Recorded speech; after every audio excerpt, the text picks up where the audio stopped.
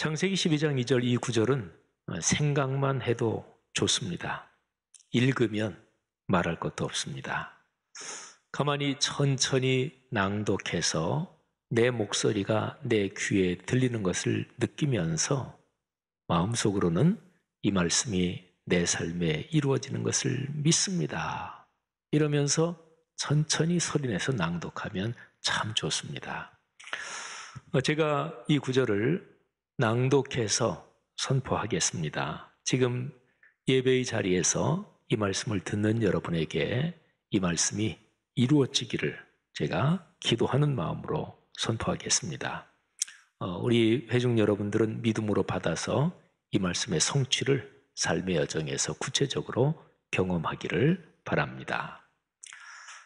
내가 너로 큰 민족을 이루고 네게 복을 주어 네 이름을 창대하게 하리니 너는 복이 될지라. 아멘.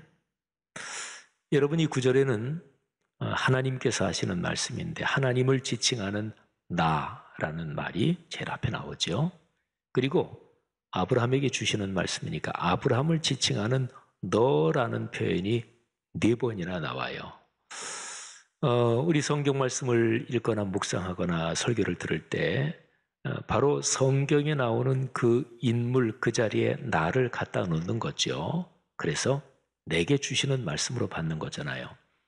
자, 이 말씀을 한번 우리 회중 모두가 같이 한번 낭독해 보겠습니다. 그런데 지금 말씀드린 것처럼 하나님이 아브라함에게 너 이렇게 표현하는 4번 나오는 이 너라는 이 단어가 하나님께서 지금 여러분 각자 자신에게 하시는 말씀으로 한번 그렇게 믿음을 가지고 낭독하면 좋겠습니다. 우리 다 함께 낭독합니다. 내가 너로 큰 민족을 이루고 네게 복을 주어 네 이름을 창대하게 하리니 너는 복이 될지라. 아멘. 자, 여러분 생각해 보십시오.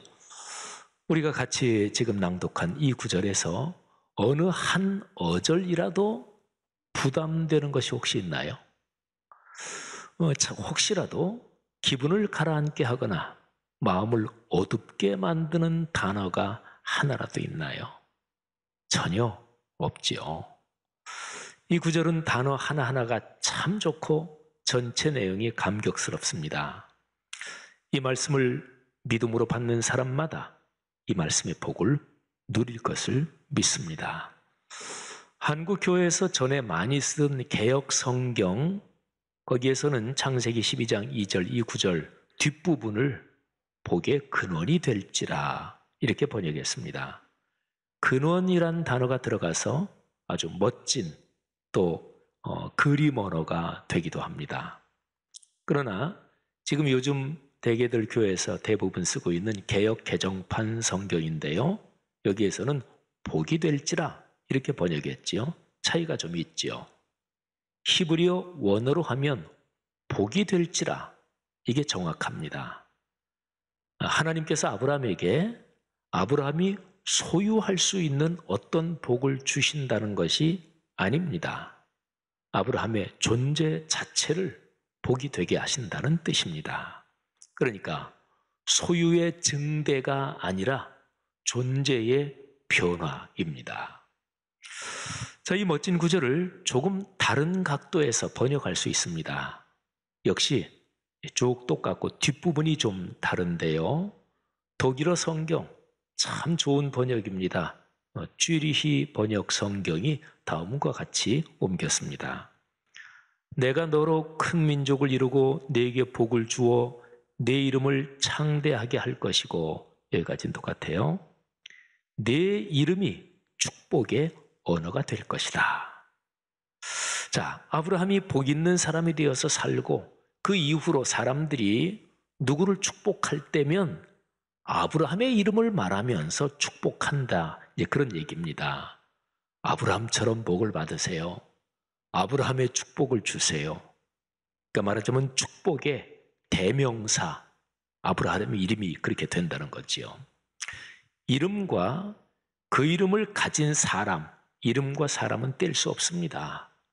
이름은 그 사람 자체, 그 사람의 존재를 가리킵니다.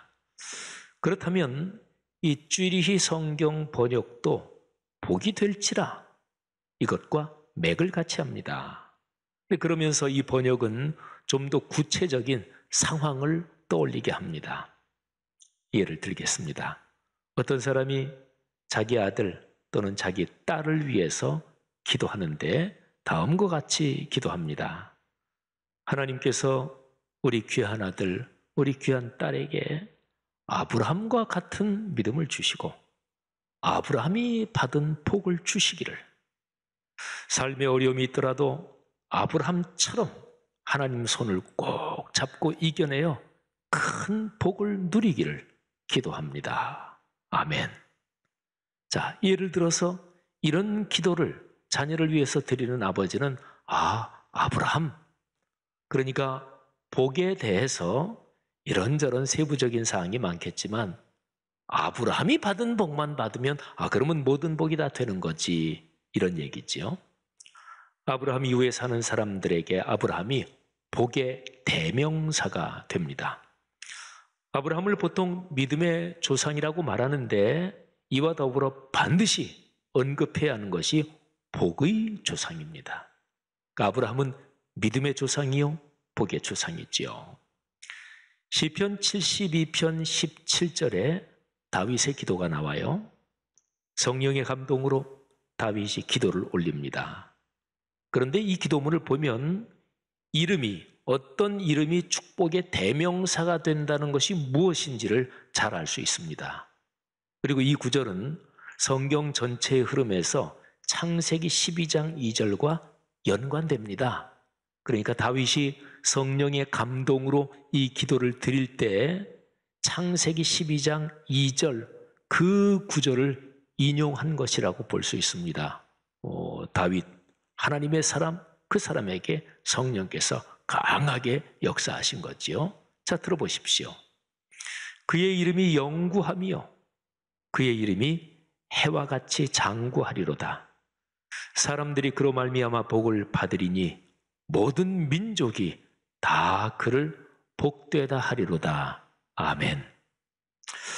자, 어떤 이름이 축복의 대명사가 되는 것과 관련해서 성경의 사건을 하나 더 보겠습니다. 창세기 48장에 야곱이 자기 아들 요셉의 두 아들, 그러니까 야곱에게는 손자죠, 에브라임과 므낫세를 축복해 주는 장면이 나옵니다. 할아버지 야곱이 두 손자를 축복하는 그 기도의 표현을 한번 보세요. 자, 48장 20절인데 제가 표준 세번역 성경으로 낭독해 드리겠습니다. 그날 야곱은 이렇게 그들을 축복하였다. 이스라엘 백성이 너희의 이름으로 축복할 것이니 하나님이 너를 에브라임 같고 므낫세와 같게 하시기를 빈다고 하리라. 여러분, 정확하게 그런 거잖아요. 그러니까 이스라엘 백성 중에서 나중에 후시대에 하나님이 너를 에브라임과 같게 하시고 므낫세와 같게 하시기를 기도한다. 이게 이제 축복이지요. 생각해 보십시오. 여러분이 살면서 나 저 사람처럼만 되면 좋겠다 이렇게 생각한 사람이 누구입니까? 사람은 누구나 다 그런 사람이 있잖아요. 저도 한참 젊을 때 신학 공부하면서 어떤 신학자처럼 됐으면 좋겠다. 또 어떤 목사님처럼 됐으면 좋겠다. 누구나 다 그런 자기의 인생에서 롤 모델이 되는 그런 사람이 있죠.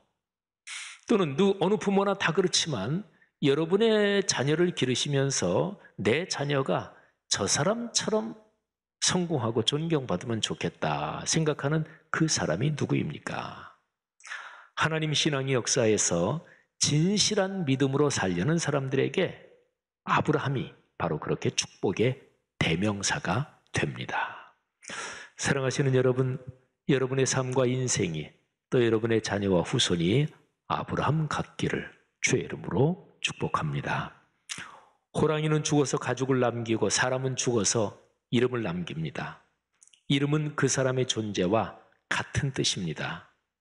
사람은 죽지만 그 사람이 살아온 모든 것을 담은 그 사람의 이름은 남습니다. 예를 들어서 백범 선생, 김구 선생님 말이죠. 백범 김구, 그 이름을 떠올리면 그분이 걸었던 그 삶의 발자국이나 이런 게 후세대까지 영향을 미치고 그게 이제 떠오르는 거죠. 어떤 이름은 욕되고 부끄럽습니다. 어떤 이름은 기림, 곧 칭찬을 받으며 모범이 됩니다.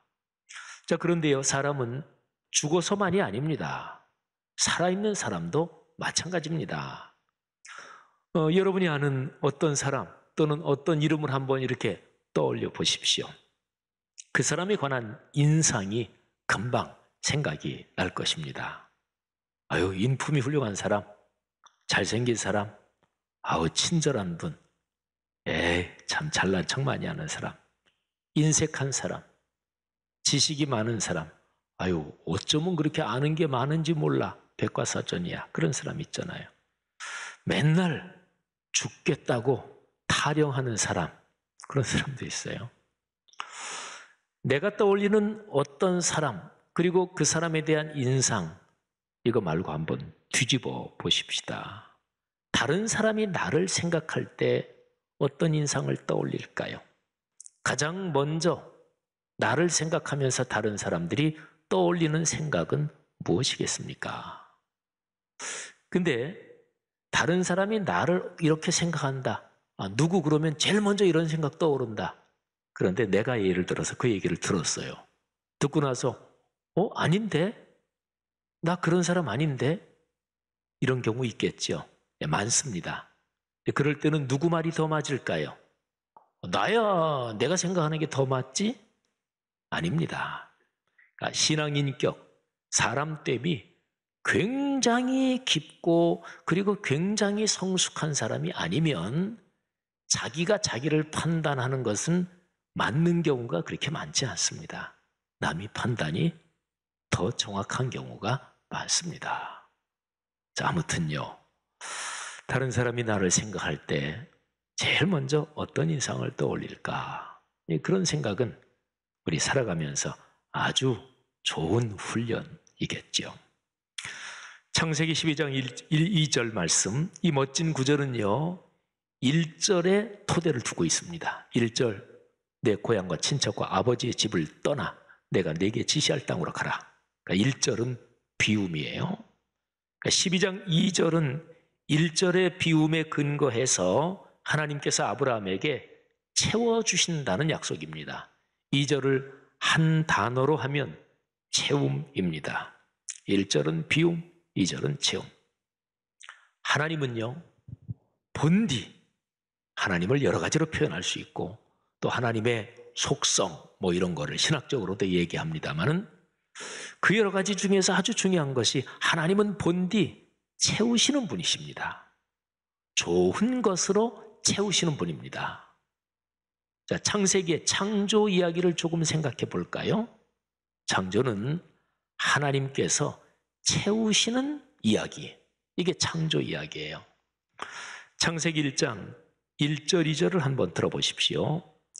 태초에 하나님이 천지를 창조하시니라. 1절이죠. 땅이 혼돈하고 공허하며 흑암이 깊음 위에 있고 하나님의 영은 수면 위에 운행하시니라. 아멘. 자, 여기 2절 기록에서 혼돈, 공허, 이 두 단어에 주목하십시오. 자, 먼저 혼돈이라는 단어. 자, 하나님의 창조는 혼돈, 거기에 질서를 만드시는 과정, 혼돈에서 질서를 만드시는 과정이에요. 그러니까 혼돈과 무질서, 이거를 카오스라 그러죠. 이 카오스의 질서를 채우십니다. 질서를 코스모스라는 단어가 질서, 또 우주라는 뜻도 가지고 있고 또 꽃 이름이기도 합니다만은, 그러니까 하나님은 카오스, 혼돈, 거기에 코스모스를 채우십니다. 혼돈과 무질서, 야만과 폭력은 심각한 결핍입니다. 생명을 해칩니다. 하나님께서 거기에 질서와 평화를 채우십니다. 그래서 생명이 복을 누리며 살게 하십니다. 자, 두 번째 단어 공허, 텅 빈 상태를 말하죠. 역시 결핍입니다. 하나님의 창조는 공허, 그 상태에 좋은 것을 하나씩 하나씩 채워가시는 과정입니다. 먼저 빛으로 채우시잖아요. 그 다음에 물을 정리해서 하늘과 땅 사이에 공간을 만들고 그리고 땅과 바다를 구분하십니다. 하늘, 그 궁창에 별과 달로 채우십니다. 그리고 땅에는 온갖 채소와 나무들과 짐승들을, 그리고 바다에는 온갖 물고기들을 채우십니다. 그리고 여기에 더해서 이 모든 것을 잘 관리하고 그리고 이끌어갈 청지기 역할을 맡을 사람을 만드심으로써 채우시는 하나님의 작업이 일단 마무리됩니다. 이게 이제 엿새 동안의 창조지요. 그런데 채움의 완성은 7번째 날 하나님께서 만드신, 제정하신 안식일입니다. 창조주 하나님과 만나며 예배하는 날, 그 안식일을 정하심으로써 하나님은 거룩함과 복, 이게 세상의 중심에 있게 하셨습니다. 안식일을 거룩하게 하시고 거기에 복을 걸어 놓으셨습니다. 이렇게 해서 하나님의 창조 작업, 채우시는 작업이 최종적으로 완성됩니다. 자, 그런데 창세기 1, 2장이 창조 이야기잖아요. 3장에 타락 사건이 나오죠. 죄는 뭘까요? 창조주 하나님께서 아름답게 채우신 것을 파괴하는 게 죄예요. 죄는 거룩함과 복을 짓밟습니다. 혼돈과 공허의 악이 날뛰게 합니다. 타락 사건이 창세기 3장 거기에 기록되어 있는데 그 이후에 계속해서 죄악이 심해져 가고 극성을 부리게 됩니다. 그러면서 쭉 이어지는데 창세기 11장 바벨탑 사건에서 죄악이 극치까지 올라가요. 그러면서 인류는 갈수록 악해집니다. 자, 오죽하면 하나님께서 당신이 만드신 세상을 몽땅 쓸어버리겠다고까지 하셨겠습니까? 자, 인간의 죄악이 얼마나 심한지, 하나님께서 얼마나 한탄하시는지 창세기 6장 5절부터 7절 말씀을 들어보십시오.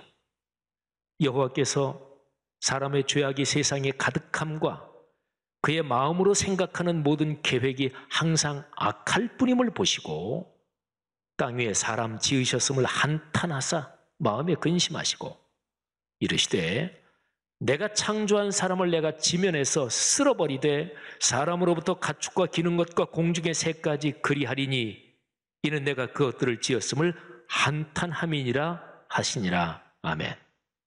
그래서 이제 6장에 노아의 홍수로 하나님이 쓸어버리십니다. 그런데 홍수의 이후에도 인간의 죄악이 계속됩니다. 그래서 창세기 11장 바벨탑 사건까지 이르는 거죠. 자, 바벨탑을 쌓는 사람들, 그 사람들의 정체가 무엇입니까? 창조주를 부정하고 자신들이 신이 되려는 사람들, 그러니까 인간신의 추종자들입니다.